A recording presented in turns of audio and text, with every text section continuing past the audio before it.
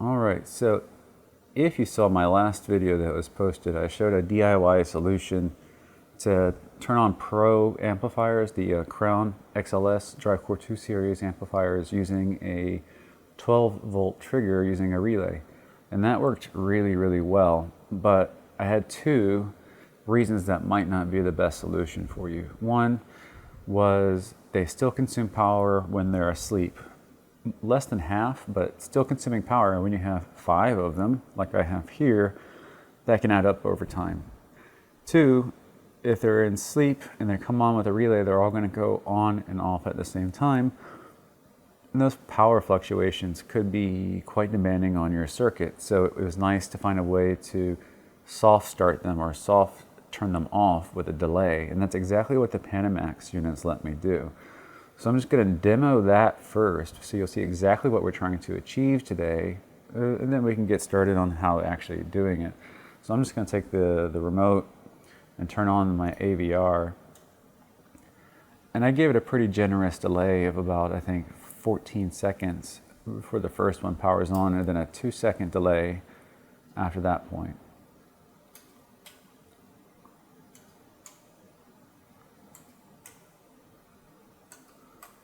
So this prevents any surges on the turn on, and it also lets the AVR be fully powered up and the projector be fully powered up before the amps come on. And that just keeps everything working nice. And then we get the benefit of having the surge protection, the noise isolation, and all the other great benefits that the Panamax have. I bought 3 of them, and all 3 of them for about $100 or less on eBay. So they're almost cheaper than just a standard good surge protector, and then I get all of that power on top of it. I think it's a no-brainer. And then in the next video, when we get into home automation, an 8-port smart switch that you can locally control with home automation, that's unheard of. And same thing in reverse. If we kill the AVR, the same delay but in reverse.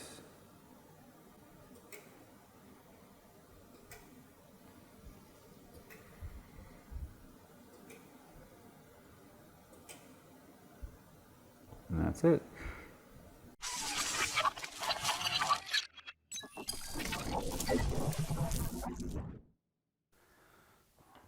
All right, so we'll get things kicked off with just unboxing everything. We'll go cradle to grave on this. So I'm going to assume you just got one of these on eBay, and it could be in any state. You have no idea what random state it might be in, including broken, which is possible. But you know, there's going to be settings probably on here from the last owner. So one of the things we want to do is kind of go through how you get it connected to your network at home, how to factory reset it, so that way no matter what settings are on there, it's not going to cause you any trouble, because the last thing you want is to plug in an unknown piece of configured network equipment into your own network and cause absolute chaos to ensue. Because who knows, worst case scenario, it has like an IP address that matches your firewall and your whole network goes down. So I'm going to show you how we go setting this up so that that cannot happen.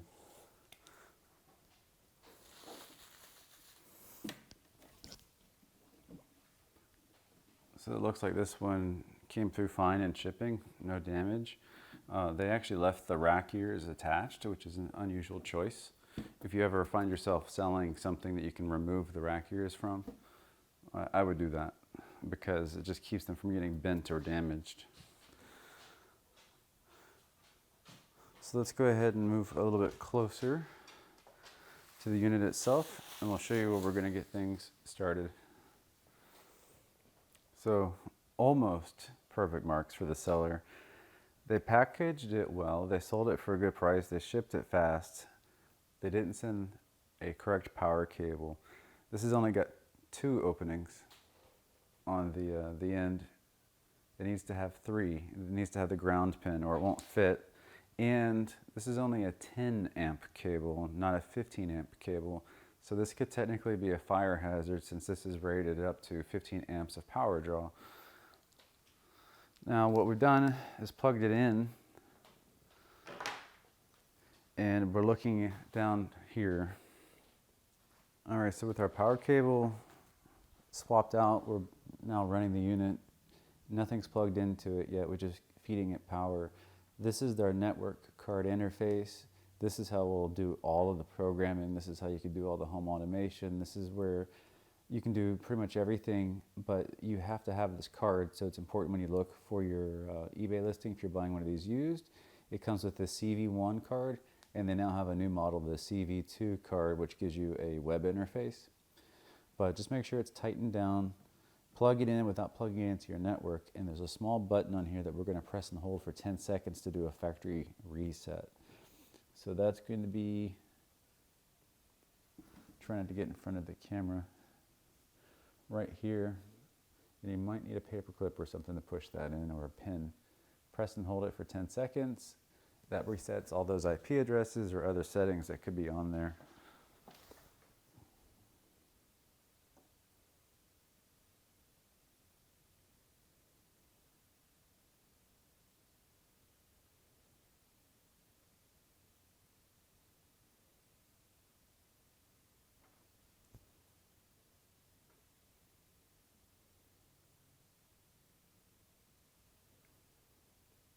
So with that reset out of the way, we'll get a few minutes and we should see some activity. You can see here we have the DC trigger input, and that's what's making the automation possible that's in the living room. Is this AVR input here, trigger input, will sequentially turn on all these outlets, which they can all be programmed individually for whatever delays that you want. So this is now factory reset. It's safe to plug it into my environment, and we can get inside configuring it in the web interface. Hey everyone, welcome back. Now we've jumped over to the office. So we unboxed everything in the dining room, plugged it up, did that factory reset for our IP interface, the network card, and now I've just come and moved it into the office so I can get it on camera here with the next steps that we're going to go through, because now we're going to need our computer for the next part of the configuration. So the only thing I've done was plug in the power cable and a network cable. And with that factory reset on the network card, it's going to get an IP address from your firewall or router using DHCP. So I'm using pfSense, and I have a plugin on there that anything that connects to my network, I'll get an email right away. And it'll tell me the name of the device, the MAC address, the IP address that it has. So I got this in an email right away. I already know now that this device is at 192.168.1.17. However, I'm going to jump over to webcam and show you, if you're not familiar with how to get into your firewall or router at home and look at the DHCP leases, there's a really cool way that they built right into the Panamax unit so you can find the IP address on the device itself. So you could be an installer and plugging this in at someone's house, or you can be working on your own house and not even have to come into the computer room to do this part. So let's go over to the camera. So the way the camera is set up right now, you can't really see all the details on here, but you can see the display, which is probably the most important part. And I'll just kind of walk through what I'm doing. On the far right-hand side, we have our breaker. There is a soft breaker in here. So when it's turned to the left position, the breaker is off. No power will go to the outlets, but there's still power coming into the unit. If you flip the breaker switch to the right, then everything's on. So this is a way to have a protection built right into the unit. If there's something that happens with a surge, it can reset the breaker right here on the unit. You need to turn it off, and then you can come over here to the other side of the unit where the reboot 1 and 2 buttons are. Press and hold those for 8 seconds. And that's going to put us in a profile select mode. So now we're on profile select. We're currently on profile 1. If I press the reboot 1 button, it will start cycling through the different profiles available to us. So 1, 2, and once we get past profile 4, we'll see IP address. So now press reboot 2, and it's going to read off the IP address. So reboot 2, 192.168.0.1, and then it should be 117. And that's how you can get your IP address right from the unit. So that's very convenient. Now we'll jump back over to our desktop capture. And we're going to open up our browser, and we're going to go to that IP address, 192. 168.1.117.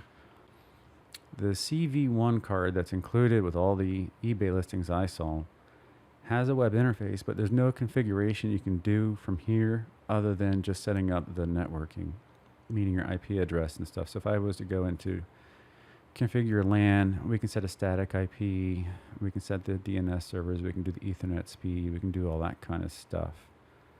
But we can't like make changes to the unit as far as like the outlets. And that's, you know, kind of a pain in the butt, and the reason I'm putting together the tutorial at all, because it makes it non-intuitive. So we'll go back. We're going to go to the administration page, and from here, FTP and telnet are enabled by default. We reset those factory defaults. You can add a password if you need to for HTTP access, but we want to go do a factory reset. So we're going to click on Restore Factory Settings and perform that desired action, and let that run through and do a factory reset on the unit. And we're doing that because if this was owned in an enterprise environment like the first one I bought, they made custom changes to everything, and you don't really want to start with an unknown value on everything. We're going to put everything back to factory, and then that gives us a good clean place to start. Now, why do we have to program it? Well, if your goal is to do what I did, have it in the living room using the 12-volt trigger from an AVR and then turning on all the outlets in a sequence, you can see by default you have 4 profiles built into the unit, and it tells you what happens when it starts up or shuts down. Unit, plug 1, plug 2, plug 3, plug 4. You can probably find a profile that would work in there for you in some situations, but for the DC trigger, you can see profile 1 only has outlets 7 and 8.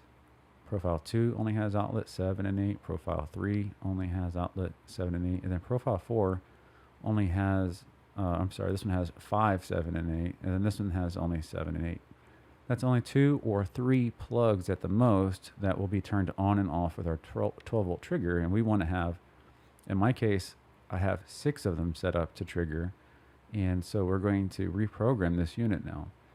To do that, we're going to need to use telnet.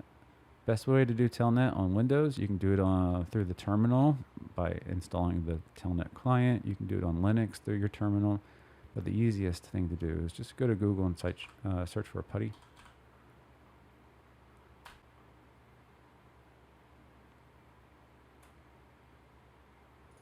Go to that website and download PuTTY and install it. When you have PuTTY installed, open it up, and we'll be greeted with the little window like this. There's a couple of things we need to do in here. So we're going to go to our session, the terminal setting here, and local echo, we're going to say force this on. If we don't force this on, then we won't see anything we're typing when we're connected to this device on telnet. And then we're just going to go to our session, put in our address 192.168.1.117, choose other, and other is telnet, and we can hit open. And we're now connected to the device. So if I was to ask it a question like, what is your ID? It'll come back and tell us it's Panamax, it's an M4315 Pro, and what firmware version it's got. This is a good time for RTFM, read the manual, because it does have all the commands notated down below. When we get to the serial and telnet command set, you can use the manual as a guide. What I recommend you do is kind of come up with what you want your settings to be, and then type them all out in a notepad document so you can just copy and paste and also have a record of what you've set. So there's a few things we'd have to do. By default, the trigger for the 12-volt trigger is only on those outlets 7 and 8. So what we want to do is set that for, say, plugs 1 through 6. To do that, we're going to use the set trigger command, and then the outlet number and the trigger source. In this case, it's trig in. Also, I like to set button green. Button green is when you press reboot 1 and 2, it will cause a power cycle for any outlet assigned to that trigger.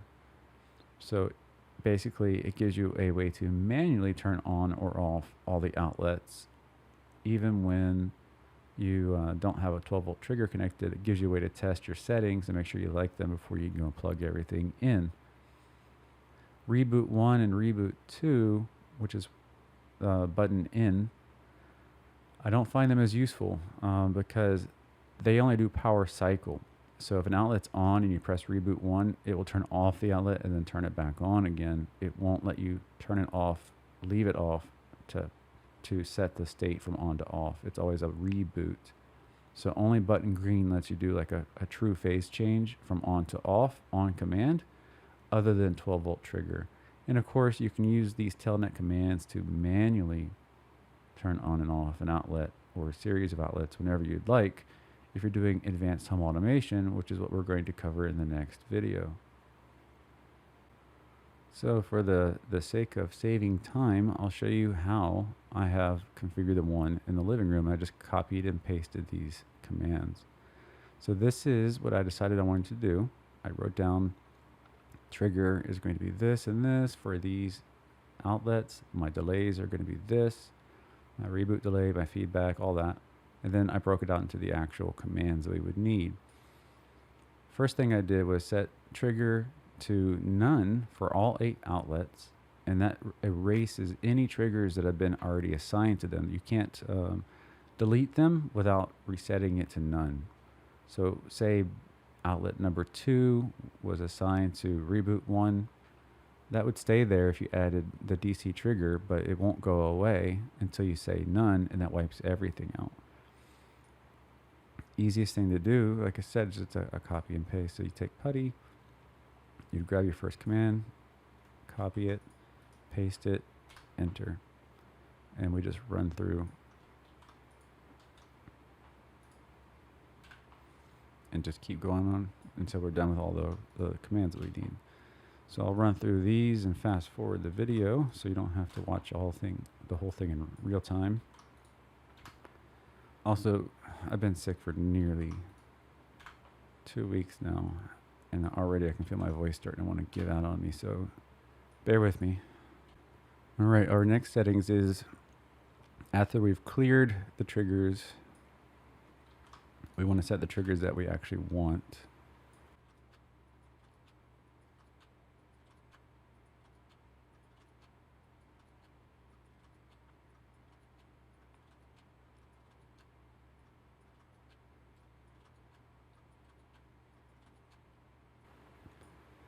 And the last piece is our delays. So we have 8 outlets. Number 7 and 8 I leave always on. They're not going to be triggered by the 12 volt trigger, so they just have a delay of 1 for both on and off. It's plugs 1 through 6 that I actually set the delay. They were in order, but when I actually installed the power distribution strip out there in the living room, I just had a whole bunch of power cables not knowing which one went to which amp. So when I turned them on and saw they were out of order, I went and kind of de-scrambled it, and therefore my delays are not synchronous for plugs 1, 2, 3, 4, 5, and 6 anymore. It goes 1, 3, 2, 5, 4, 6, which happens to be the order I have them plugged in out there in the living room. So despite that, it's all the same, just explaining why they're out of order. And I'm not going to go grab an AVR to do the 12 volt trigger, since we saw that in action at the very beginning of the video. Since we assigned the green button as a trigger for all of these as well, I can just sit here and show you on video by pressing both of the buttons together, the reboot 1 and 2, and that's it. We programmed it. So like I said, next video we're going to go into more detail about home automation. I haven't even really gone to the extremes with it yet, but it's very, very powerful what you can do with this unit. And it's local automation. No cloud services, no internet, nothing like that needed to have it working. We can just quit this now and flip back over to the camera. Let's turn the breaker on and give it a minute. So 7 and 8 came on because they're always on, so they have that 1 second delay. And the others will synchronously come on based on those delays that we just set.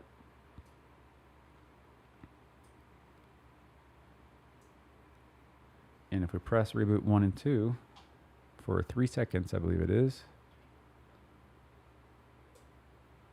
we'll trigger what they call the green button. You can see it turned 7 and 8 off because we did assign them to that trigger, and it will reverse the order for the delay of those first 6 outlets. And this is the behavior we would have right now if we plugged it into an AVR with a 12-volt trigger. It would be working just like the one in the living room. So take the time to dig through the manual, look through the commands, mess around with it. If you're interested in getting a lot deeper in the woods on how to automate this, let me show you an example. This is something I wrote years ago, my little control panel. It turns on the front power distribution strip on my my server rack. This opens up my mixer. This turns on a switch for my computer audio, a fan in the room. Temperature reading, Wi-Fi signal, how much wattage I'm currently using from that front panel, and temperatures in the house for the bedroom. That's all written with AutoIt, and I can use AutoIt to build a similar graphic interface to turn this device on and off, or any outlet on this device on or off, get information from it, such as current usage of electricity. I mean, you can do really powerful stuff. We can do BAT files, we can do telnet programs. I'm using Home Assistant to do automation on it, so lots of really cool stuff. In that next video, if you want to get into the nerdy stuff. As far as professional installers, home video enthusiasts, I hope this video gave you the information you needed to take one of these off of eBay and turn it into an amazing tool for your setup. And if you have any comments, questions, concerns, let me know in the comments down below, and I'll be sure to answer them for you. Otherwise, this was Patrick, and I'll see you next time.